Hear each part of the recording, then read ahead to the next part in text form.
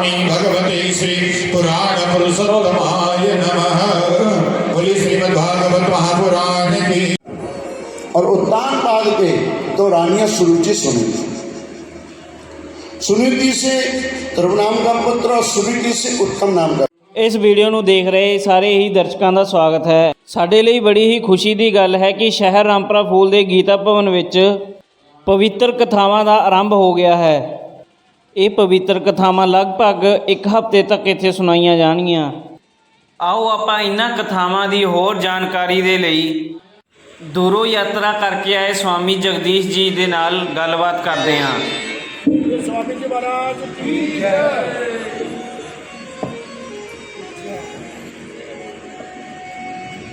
हमारे स्वामी जगदीश दास उदास सबसे पहले जोधपुर राजस्थान से शुरू किया।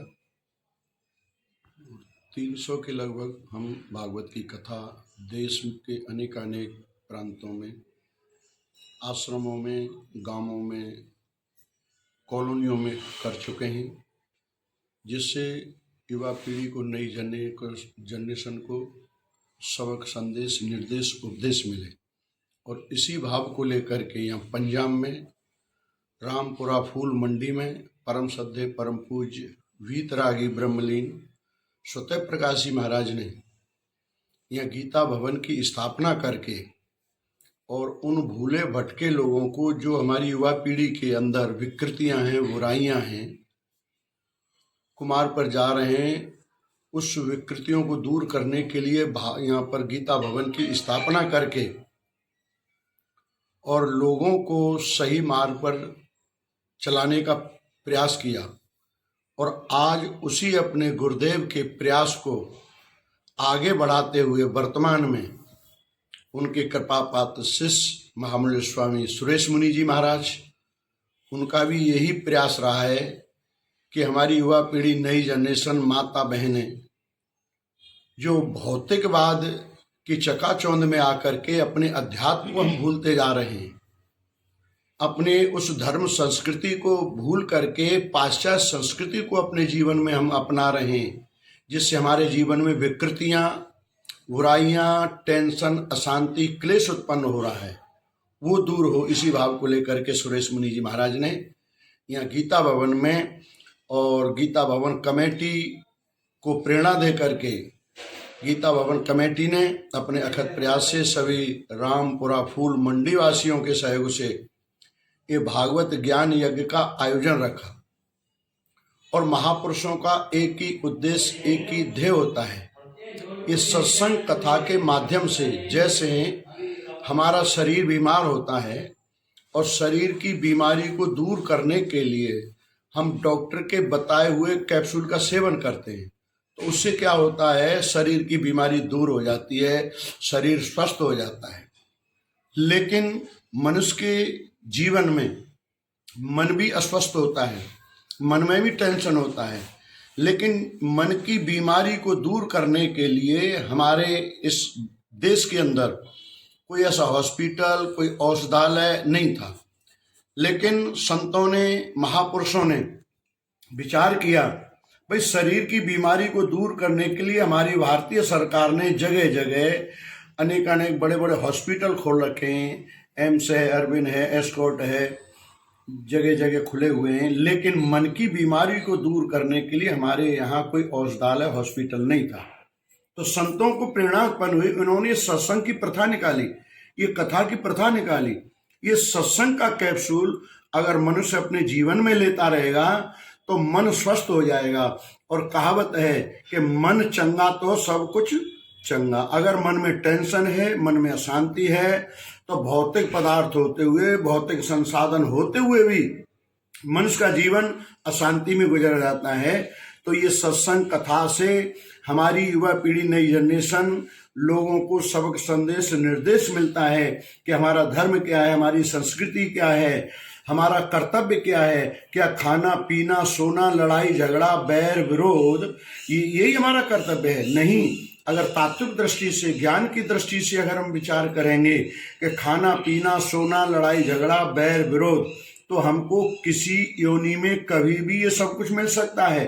लेकिन शांति अगर पाना है, आनंद पाना है, तो हमको अपनी सनातन संस्कृति को अपनाना होगा।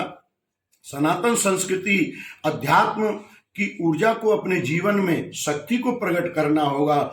और ये आध्यात्मिक ऊर्जा, आध्यात्मिक शक्ति से जब तक ये जीव नहीं जुड़ेगा तब इसको सच्ची शांति विश्रांति मिल नहीं सकती। इसी भाव को लेकर के गीता भवन कमेटी ने अखर प्रयास से और हमारे परम श्रद्धेय महान स्वामी सुरेश मुनि जी महाराज की प्रेरणा से और ये सभी लोगों के कल्याण के लिए भागवत सप्ताह ज्ञान यज्ञ का यहाँ पर आयोजन रखा।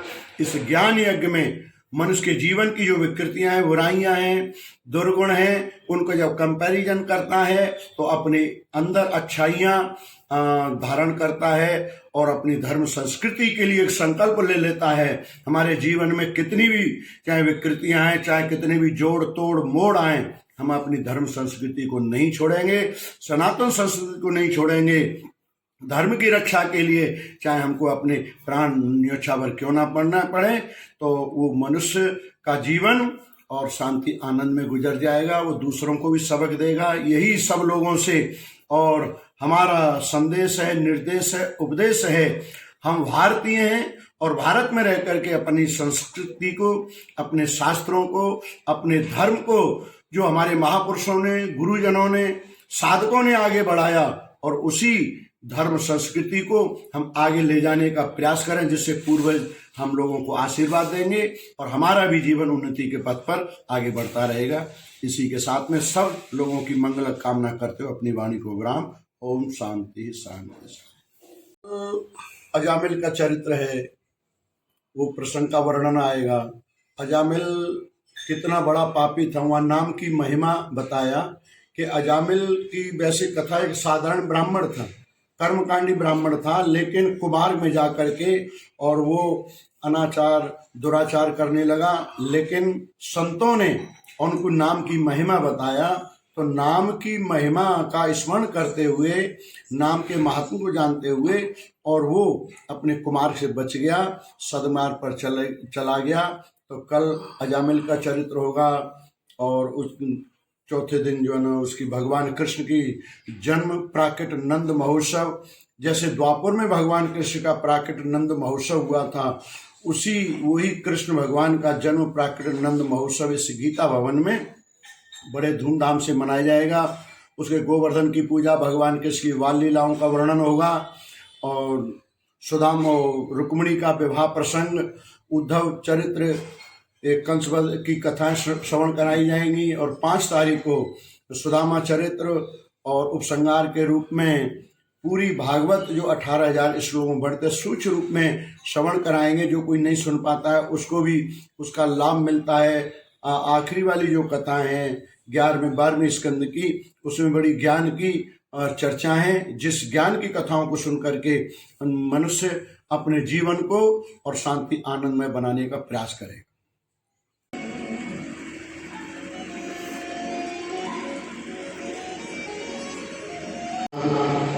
मक्खन वल्लभ जी अपने सभी टीम को लेकर के, और इन्होंने एक ऐसे संघ का यहाँ निर्माण किया।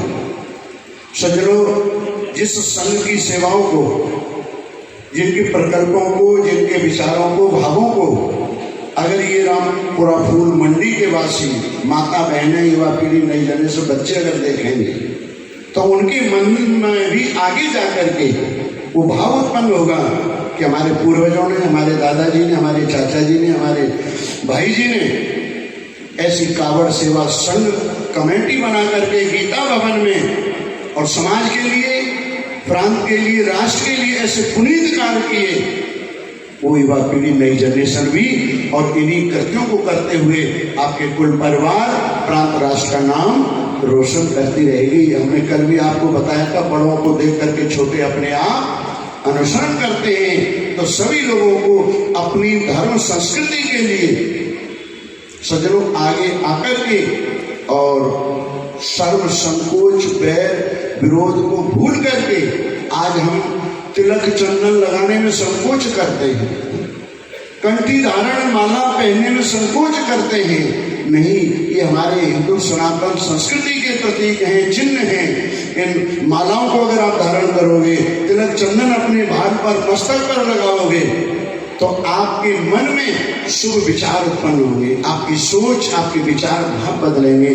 जैसे कावड़ सेवा संघ और यहाँ गीता भवन में और ऐसे ऐसे पूरी का रामलीला के मंचन के माध्यम से, कथा भागवत के माध्यम से अनेक जो हमारी सनातन संस्कृति समाज के लिए जो और मुख्य हैं, जरूरी हैं, तो इनको देख करके ये मनुष्य भी अपनी उन विचारों को त्याग करके सुमार कर चलने का प्रयास करता है। तो बहुत बहुत आज हमारे मक्खन जी, वल्लभ जी ने और यहाँ दीप प्रज्वलित करके सब लोगों के जीवन में और एक ज्ञान की ज्योति जलाने का प्रयास आनंद परमानंद में गुजर। बोलिए सच्चिदानंद भगवान की जय।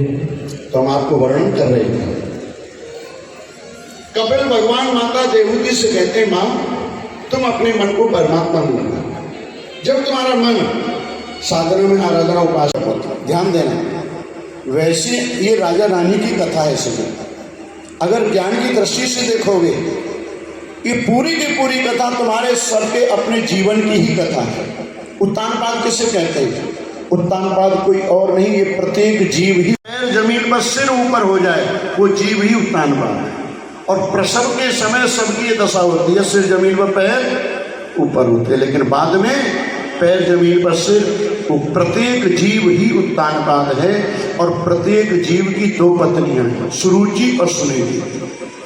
सुरुचि हमारे यहाँ गुरु महाराज जी पंजाब में विशेष करके गुरु महाराज जी ने गीता भवनों का निर्माण किया है। 20-25 गीता भवनों का निर्माण किया गया है। पहले यहाँ रामपुरा गीता भवन का निर्माण शुरू किया था। केवल उनको यहाँ शुरू किए हुए जो वार्षिक ये समागम किया जाता है, इसमें 63 साल हो गए। इस गीता भवन की नींव हमारे गुरु महाराज जी स्वामी सुतप प्रकाश जी महाराज गीता भवन निर्माता के रूप में जाने जाते हैं। उनके अपने कर कमलों के द्वारा सभी भक्त मंडी के सभी निवासी, विशेष गण्य मान्य गण जितने भी अतिथि लोग, सभी सेवक थे, उनके कर कमलों के द्वारा नींव रखी गई है गीता भवन की। और उसके बाद में यहाँ संत सम्मेलन होते रहे, बहुत हमारा गुरु महाराज जी करवाते रहे। और कुछ वर्षों के बाद में फिर यहाँ जब गुरु महाराज जी का यहाँ शरीर पंच तत्व जब विलीन हुआ, उसके बाद में यहाँ सम्मेलन में हुए। फिर उसके बाद भाग सप्ताह ज्ञानी यज्ञ यहाँ शुरू हुए। तो तब से चल करके यहाँ रामपुरा फल गीता भवन में विशाल, जो सभी गीता भवनों से विशाल गीता भवन यहाँ बना हुआ है। इसमें हर साल सभी जितने भी यहाँ कमेटी के प्रधान हैं और श्री नरेश जी, महिला मंडल और कावड़ संघ, कला मंच, सभी जितने भी सहयोगी यहाँ हैं, श्रद्धालुगण हैं, मिल करके इस ज्ञानी यज्ञ को करवाते आ रहे हैं। और यहाँ जो शुरू हुआ है, ये परसों यहाँ ज्ञानी यज्ञ शुरू हुआ थी, सप्ताह भागवत, और आज दूसरा दिवस है। 5 मार्च को इसकी समाप्ति है, पूर्णाहुति के रूप में है। सभी लोग मंडी निवासी मिल करके इस ज्ञानी यज्ञ को श्रवण करते हैं और यहाँ विशेष रूप में पूजा पाठ भी होता है। यह सार्वजनिक है, सभी हित के लिए। सर्वे भवन्तु सुखिनः, सर्वे सन्तु निरामयाः, सर्वे भद्राणि पश्यन्तु मा कश्चित् दुर्भाग् भवेत्। सबके हित के लिए ज्ञानी यज्ञ के रूप में कहा जाता है। सभी अधिकारी है, जो भी मानव मात्र के लिए है, ज्ञान सभी के लिए जरूरी है। इसलिए हमारे गुरु महाराज जी ने गीता भवन का निर्माण शुरू किया था।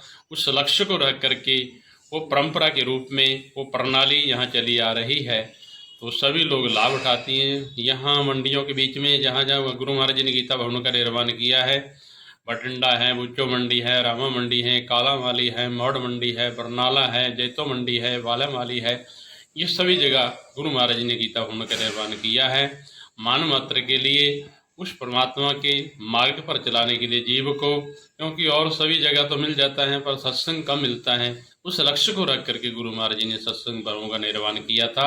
उसी श्रृंखला में परंपरा के अनुसार ये सप्ताह ज्ञानी यज्ञ चला रहा है। इस बार हमारे जो सप्ताह व्यास रूप में महाराज जी महामंडलेश्वर स्वामी जगदीश दास जी महाराज जी हरिद्वार वाले, उनके मखारबिंद से यहाँ सप्ताह ज्ञानी यज्ञ ये सुनाया जा रहा है। कल से शुरू हुआ था और 5 मार्च को ये समाप्ति होएगी। भागवत की कथा ही रसमाल्यम से भागवती कथा ही कहते हैं, ये बहुत पीवत भागवतों रसमाल्यम, ये रस काले है। पीने वाले को जो भी अपने कानों के द्वारा पीता है, श्रवण करता है, उसके जितने भी ताप पाप है वो दूर हो जाती हैं। इसलिए हमारे शास्त्रों के अंदर श्रुति श्रवण करने के लिए कहती है, कानों के द्वारा जो श्रवण किया जाता है वो ज्ञानी यज्ञ, उससे मुक्ति प्रदान हो जाती है। ये प्रत्यक्ष प्रमाण भागवत के अंदर है, जो श्री सुखदेव जी अवधूत ने परीक्षित को भागवत संस्कृता ज्ञानी यज्ञ सुनाया और लास्ट में 7वें दिन की उनकी मुक्ति हुई। वही वांग्मय परमात्मा का वांग्मय स्वरूप ये सप्ताह जो ज्ञानी यज्ञ के रूप में चल रहा है, श्रीमद् भागवत सप्ताह, वो हर साल की जाती है। सभी मिलकर के इस कार्य को कराते हैं। तो ये सबके भले के लिए, सबके शांति के लिए, पंजाब की शांति के लिए, राष्ट्र की शांति के लिए, सभी जितने भी यहाँ कहते हैं सभी लोगों की शांति के लिए है। संतों का जो कार्य होता है सबकी शांति के लिए होता है। तो हमारे राजा भी स्मृति से प्रेम नहीं करता, स्मृति से प्रेम करता। ध्यान देना, ये जीव का भी स्वभाव भी उत्तानवाद जैसा है। ये जीव को भी स्मृति अच्छी लगती है, स्मृति अच्छी नहीं लगती। नीति कहती है, शास्त्र कहते हैं, अरे भाई अच्छे काम अच्छे रास्ते पर चलो, समाज के लिए। भगवान लाजय नाज जाति कर वीर रसाल पुष्प विल्वा प्रभात तुलसी धर्मंजलि पूजयामि जगदीश्वर मे प्रसीद नाना सुगंध पुष्पाणि यथाकालो भवानि च पुष्पाञ्जलिर्मया दत्तं गृहाणा परमेश्वर मंत्र पुष्पांजलि समर्पयामि। महाराज की जय। भगवान